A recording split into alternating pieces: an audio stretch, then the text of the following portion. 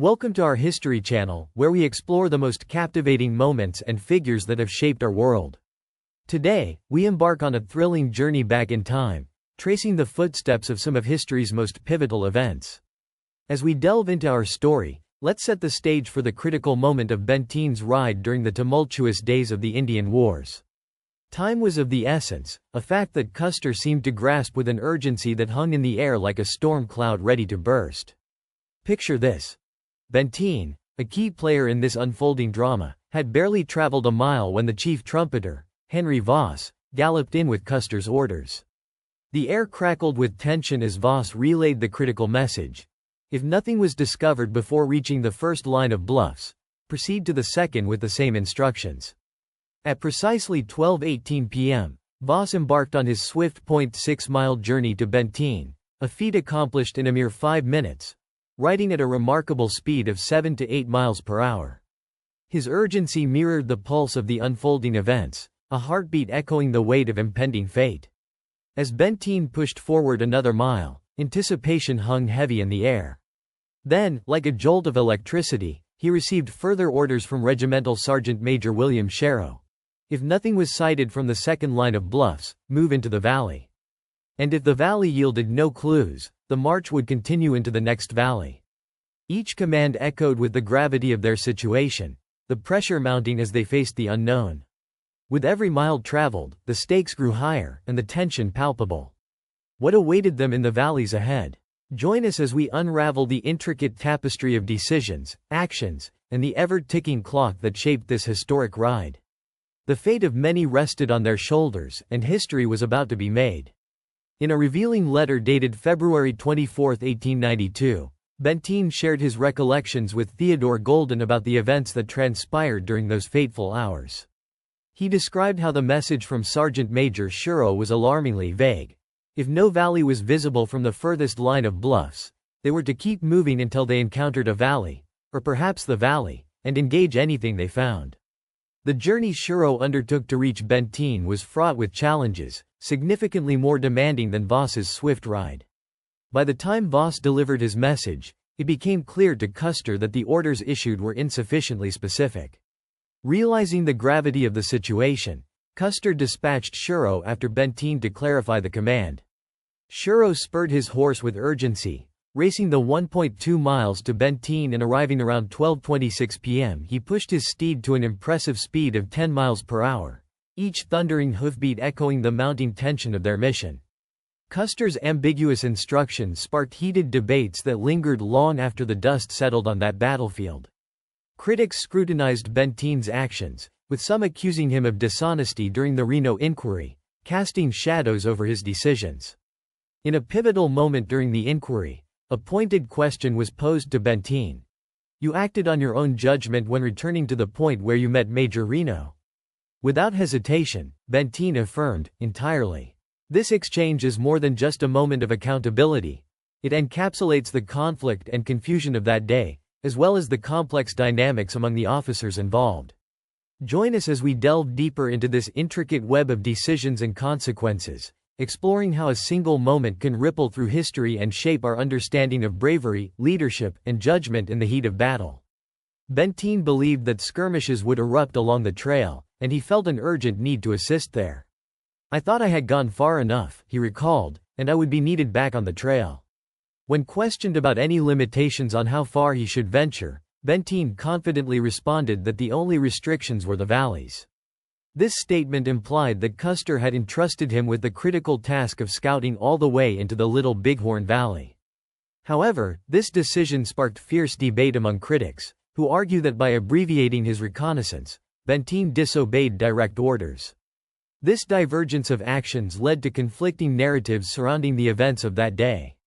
Some maintain that Benteen's sworn testimony was misleading, while others claim his post-battle statements presented contradictions. In the aftermath of the battle, Benteen penned a letter to his wife, offering insight into his thoughts during that tumultuous time. He explained that he had scouted up and down the hills for an exhausting 10 miles without a single sighting of a valley, each moment marked by the frantic pace of his weary horses. The toll of the terrain weighed heavily on him as the horses began to tire rapidly. Convinced he had fulfilled his orders, Benteen made the decision to rejoin the trail, reaching it just ahead of the pack train. This moment encapsulated the tension of choice. Each decision made in the heat of battle had far-reaching consequences, not just for Benteen, but for all those involved in the unfolding drama. Join us as we unravel the layers of this contentious history, exploring the delicate balance of duty, judgment, and the harsh realities faced by those on the front lines. This letter reinforces the notion that Benteen acted with a sense of responsibility, even as his interpretations of Custer's orders varied significantly. He asserted that Custer both implied he should return if the valley was clear and entrusted him to make crucial decisions on the ground. This duality underscores Custer's reliance on his senior officer's judgment, a testament to the trust he placed in Benteen during a time of uncertainty. The debate over whether Benteen shirked his duty often seems fueled more by critics eager to assign blame than by any substantial evidence of failure on his part. It's challenging to accept that Custer, a seasoned commander with a wealth of battlefield experience, would dispatch Benteen and his men on what could be perceived as a futile expedition across treacherous terrain into an empty valley. Common sense suggests that if the Little Bighorn Valley appeared clear, even from a distance of 6 or 8 miles, Custer would have wanted Benteen back with the main force, ready to engage. Benteen's primary role was to ensure that no hostile forces were lurking on the command's flank, a responsibility that weighed heavily on him as he navigated the complexities of the situation. Ultimately, the narrative surrounding Benteen's actions reflects the challenges of leadership in warfare, where decisions must be made swiftly and under immense pressure.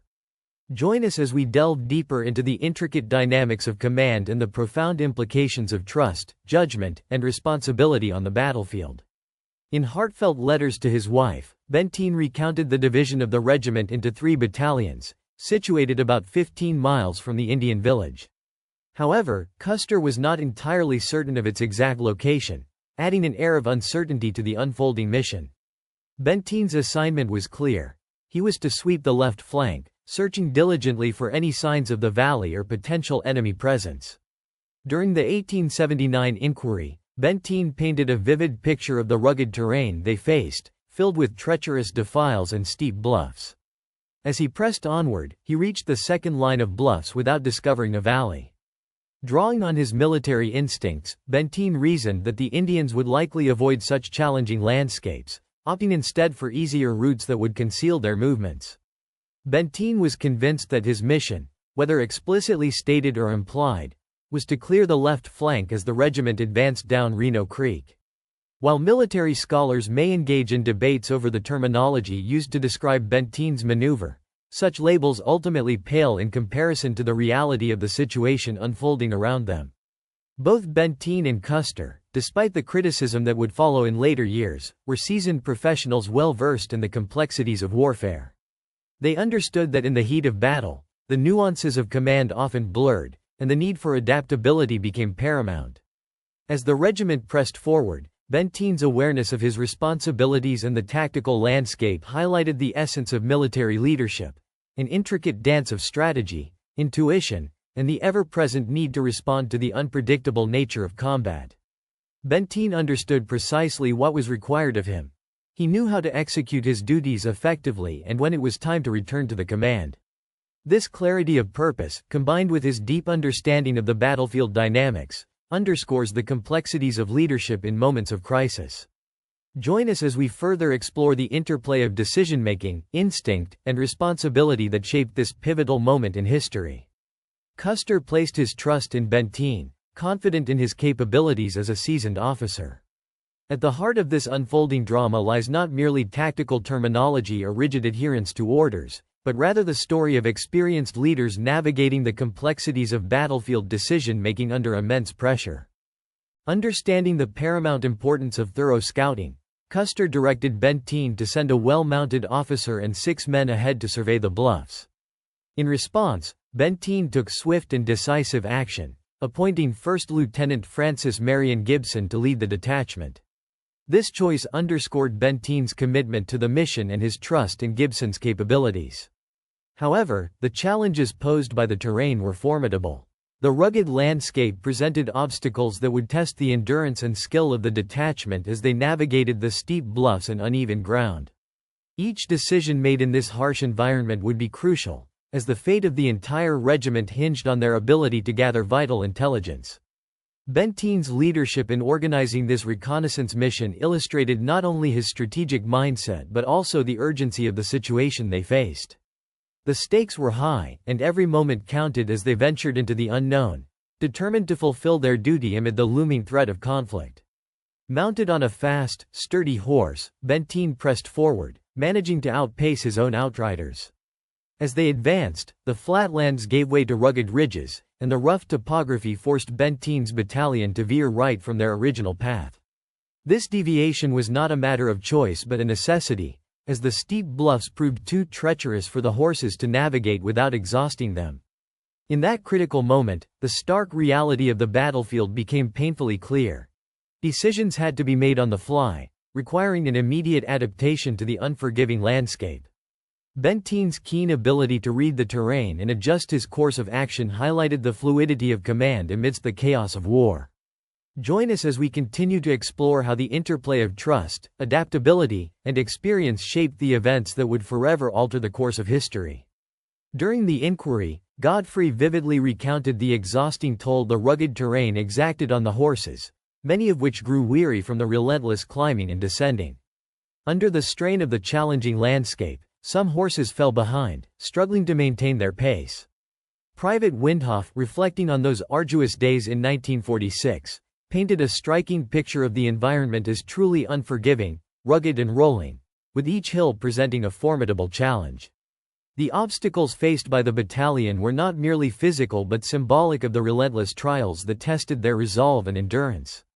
As we delve deeper into this harrowing journey, we'll uncover the resilience of both the men and their mounts, and how these elements influenced the decisions made on that fateful day.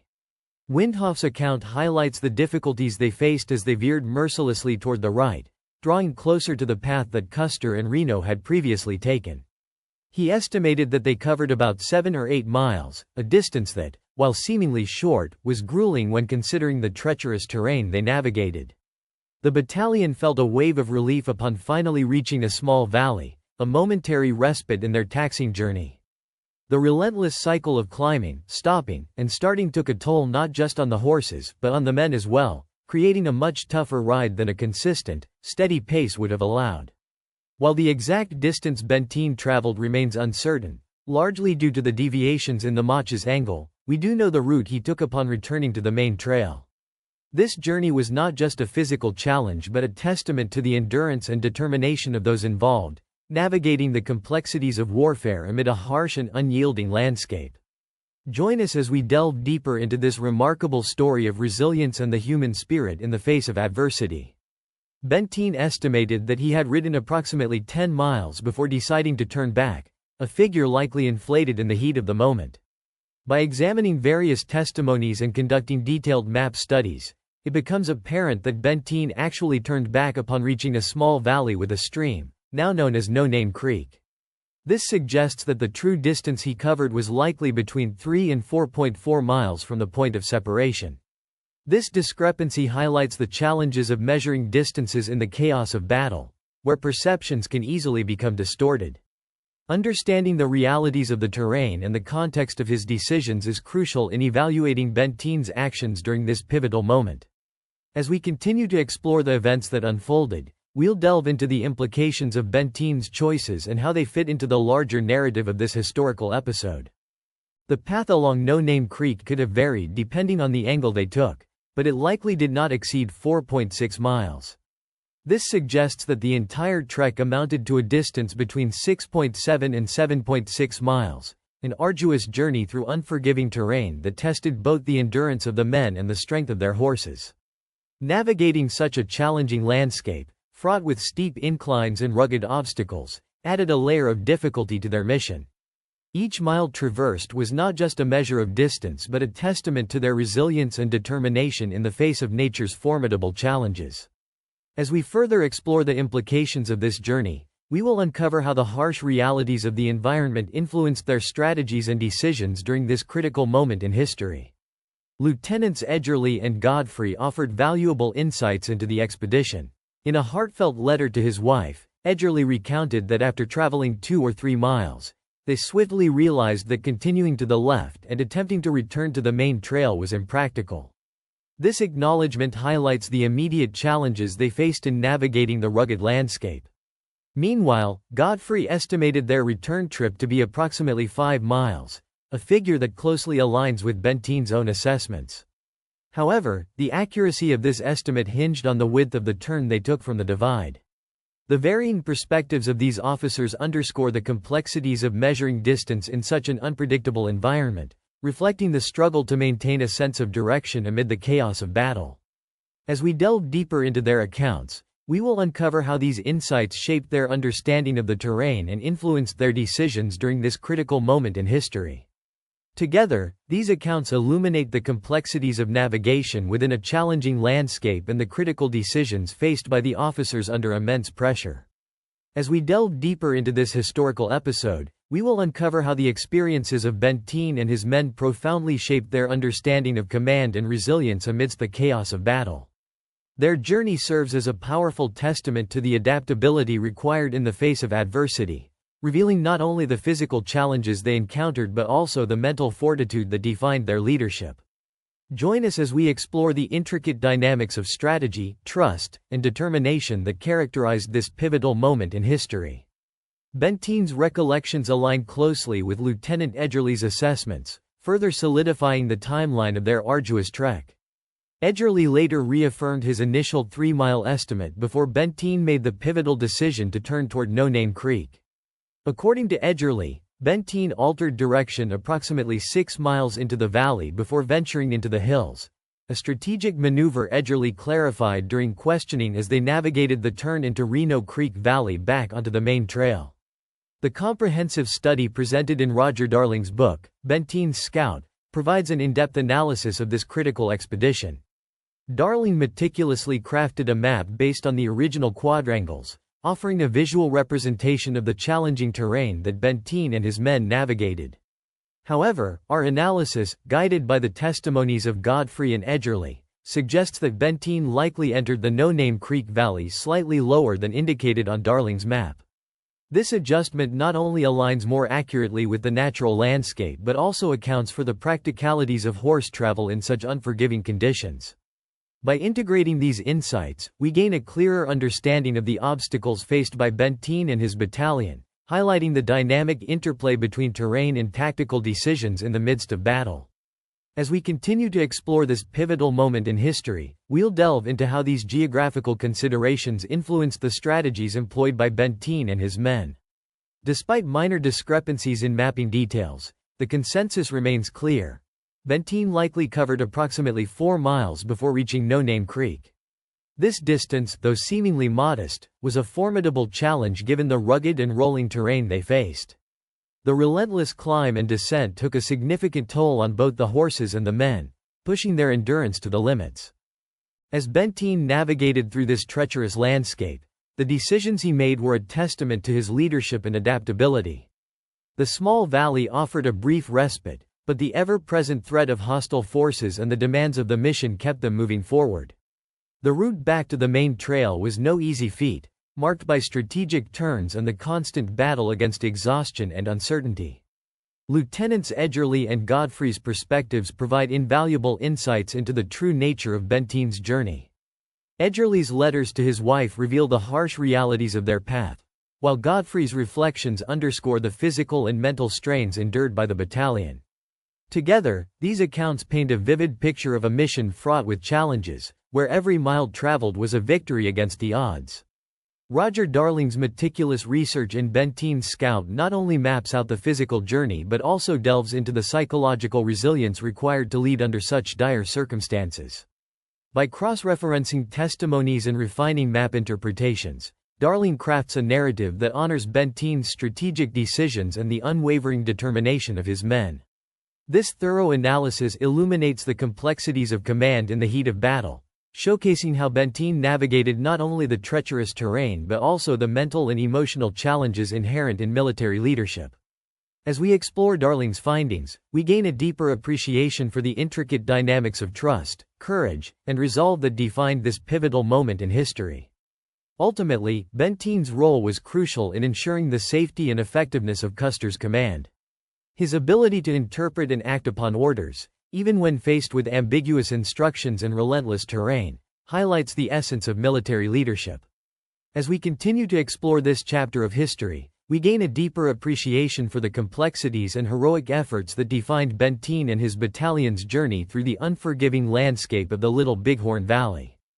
Join us as we uncover the layers of strategy, endurance, and leadership that shaped this pivotal moment in history, revealing the true legacy of Lieutenant Colonel Thomas Benteen. Benteen likely began his journey at a trot of around 6 miles per hour, but as the trek progressed, his speed dwindled to approximately 3 miles per hour by the time he reached the creek at around 1:25 p.m. These distance estimates are derived from topographical maps, however, they do not account for the significant changes in terrain, suggesting that the true distance traveled was likely greater than recorded. From his position at the rear of the column, Godfrey observed that they moved rapidly, even commanding a trot at times to maintain momentum. While pinpointing the exact timing of their journey is challenging, Benteen estimated that it took about 1.5 hours to reach Reno Creek. Although his distance estimates may have been somewhat imprecise, his timekeeping appears to have been reliable, facing little dispute regarding its accuracy. Private Windhoff, reflecting on the expedition, estimated that the journey took closer to 2 hours. However, no other records exist to corroborate this claim. This discrepancy highlights the complexities of memory and perception in the chaotic environment of the battlefield. As we delve deeper into this crucial segment of Benteen's trek, we will explore how the interplay of speed, terrain, and time influenced the decisions made by Benteen and his men. Their journey was not merely a test of distance. It was a profound challenge of endurance, strategy, and leadership amidst the relentless demands of war. Each decision they faced required not only tactical acumen but also a deep understanding of their physical and mental limits. The harsh conditions of the battlefield tested their resolve, shaping their actions in ways that would resonate far beyond the immediate conflict. Join us as we uncover the complexities of their experiences and the critical lessons learned in the crucible of combat.